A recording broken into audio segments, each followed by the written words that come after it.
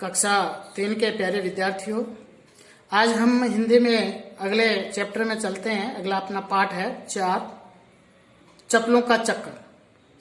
देखिए, इसके अंदर चप्पलों का चक्कर जो आपका पाठ 4 है, इसके अंदर पाठ की ओर चलने से पहले देखिए शीर्षक व चित्रों की सहायता से हम इस कहानी को समझने की कोशिश करेंगे। चप्पलों का चक्कर यानी चप्पलें जो हम पैरों में पहन रखी है उसके चक्कर में हम किस तरह से पढ़े हैं। तो देखिए, आज हम उसकी बात करते हैं। आज हम पाठ का पठन करते हैं। तो देखिए, पाठ के अंदर सबसे पहले है कि लेखक कहता है, मेरी चप्पलें पुरानी पड़ गई थी, वे कई बार रास्ते में चलते चलते टूट चुकी थी, बार बार मोची से मरम्मत करवा चुका था, मोची भी इनसे परेशान था, यानी मोची बार बार इनकी देखभाल करते हुए वो परेशान हो गया था। एक दिन वह बोला, बाबूजी क्यों पैसे बर्बाद कर रहे हैं, मेरी सलाह माना, अब इनकी छुट्टी कीजिए, नई चप्पलें ले लीजिएगा। क्योंकि वो भी परेशान हो गया, तो चप्पलें बहुत ज्यादा घिस गई थी, बहुत ज्यादा टूट गई थी। लेखक कहता है, मैंने मोची से कहा, बस अब की बार इन्हें ठीक कर दो, फिर नहीं लाऊंगा। लेकिन चप्पलों को तो बार बार टूटना था और लेखक को मोची के पास बार बार आना था। अब देखिए, इसी तरह से लेखक कहता है, क्यों, ऐसी क्या मजबूरी थी? क्योंकि नई खरीदने के लिए जेब में पैसे नहीं थे, नई खरीदने के लिए जेब में पैसे नहीं थे। मैं फिर मोची की दुकान पर जाता, मुझे देखते ही वह हंस पड़ता व्यंग्य से और कहता, आ गए बाबूजी, लाइए पहले आपकी चप्पलों का ही इलाज कर दूं। और ऐसा कहके और वो लेखक की चप्पलें लेकर के और उससे बात करना।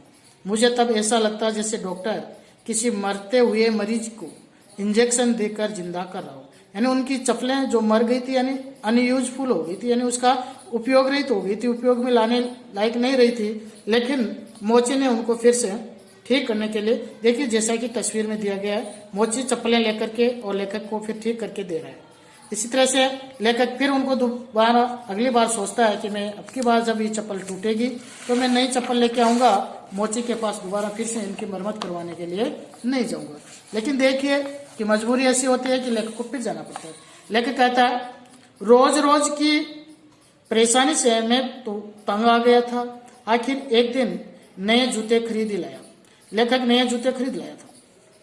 अब देखिए, चप्पलों से मुझे क्या काम था। जैसे ही लेखक के पास नए जूते आ गए तो लेखक ने सोचा, क्यों नहीं इन चप्पलों को अब घर से विदा कर दिया जाए, क्यों नहीं इन चप्पलों को घर से बाहर कर दिया जाए। सो उन्हें घर से बाहर नाली के किनारे रख आया, किसी को जरूरत होगी तो वे ले जाएंगे। सुबह सफाई करने वाला आया, झाड़ू लगाते समय उसने मेरी चप्पलें बाहर देखी और मुझे आवाज लगाते हुए बोला, बाबूजी आप भी खूब है, अपनी चप्पलों को इधर उधर रख देते हैं, लीजिए इन्हें संभालिए। मैं उसे क्या कहता, चुपचाप ले ली।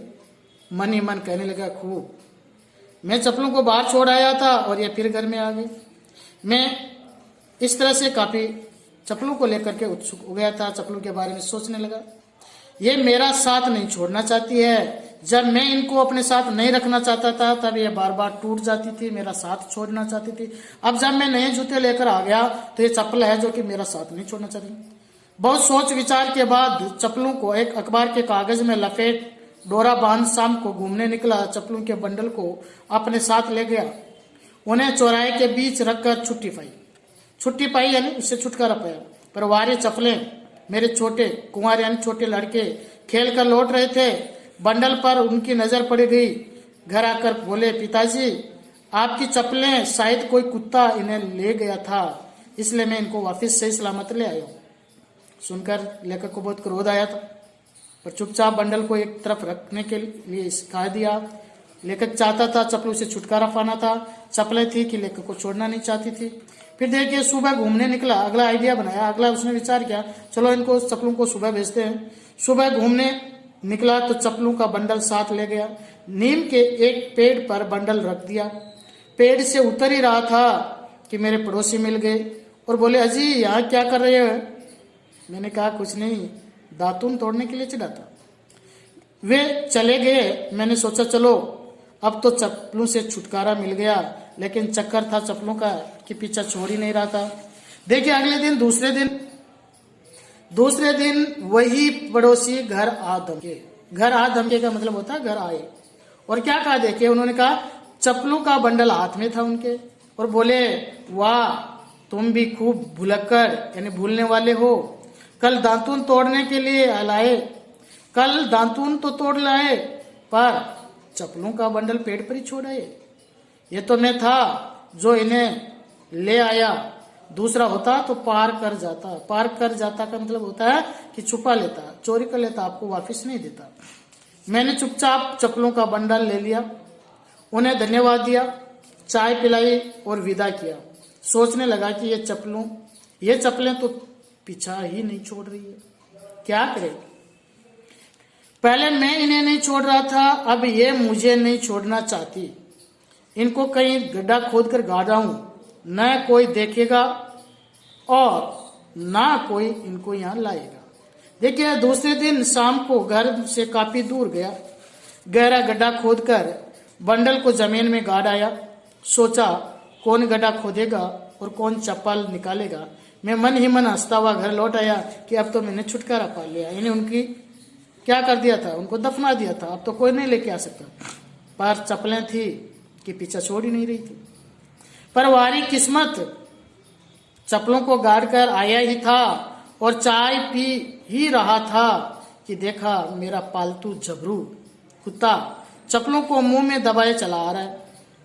बड़ी समझदारी से उसने चप्पलें मेरे सामने रख दी। कभी दुम हिलाता, कभी लोट पोट होकर पेट दिखाता, जैसे कह रहा हो कि मैं तुम्हारी चप्पलें ले आया हूं, लाओ मेरा इनाम। मैं उसे कैसे समझाता, बस देखता ही रह गया कि आखिर चप्पलों का जो चक्कर है वो मिटने वाला नहीं है। तो इस तरह से ये कहानी थी चप्पलों को लेकर के। तो लेखक ने यहाँ पर बड़ी अच्छी तरीके से आपको ये बात बताई है कि जब कोई चीज हम छोड़ना चाहते हैं तब वह चीज अनायास ही हमारा पीछा नहीं छोड़ती, और जब हम उसको नहीं छोड़ना चाहते हैं तब वो बार बार हमसे लुप्त होती है या गायब होती रहती है, हमें परेशान करती है। आज देखिए आपके लिए होमवर्क है वर्तनी। वर्तनी में देखिए दिए गए शब्दों का अभ्यास करना है, आपको उच्चारण करना है, बोलना है 2 बार 3 बार, फिर अपनी नोटबुक में लिखना है। जैसे पहला है चप्पल, चप्पल, मरमत, हंस, डॉक्टर, जरूरत, चौराहे, क्रोध, बुलक्कड़, गड्ढा, समझदारी। तो इन आप शब्दों को अपनी अभ्यास पुस्तिका में लिखेंगे और इनका उच्चारण करके और आप इनका अभ्यास करेंगे। इनके साथ ही आप दूसरा जो इसका गृह कार्य है आपके लिए होमवर्क होगा, वो होगा आपका ये पेज है, आओ करें। इसके अंदर आपको प्रश्न उत्तर है, उनके ऊपर जो सही उत्तर होगा उसका आपको सही जवाब देना है। लेखक ने चप्पलों को घर से बाहर कहाँ रखा था, लेखक ने चप्पल पेड़ पर क्यों रखी, कौन चप्पलें लाने के लिए इनाम की उम्मीद कर रहा था। तो इस तरह से आप इन प्रश्नों को अपने नोटबुक में करेंगे। इसके साथ साथ आज आप अपने किसी पालतू कुत्ते या किसी प्राणी के ऊपर कुछ पंक्तियां आप लिखेंगे कि वो आपसे कैसे था। इसके साथ ही आपका आज का ये चप्पलों का चक्कर कहानी का शीर्षक है, वो पाठ है, वो पठन किया गया है, ये पूरा हुआ। आप ये होमवर्क करेंगे और इसके साथ अच्छा एक से आप सब घर पर रहेंगे और स्वच्छता का और अपने स्वास्थ्य का ध्यान रखेंगे।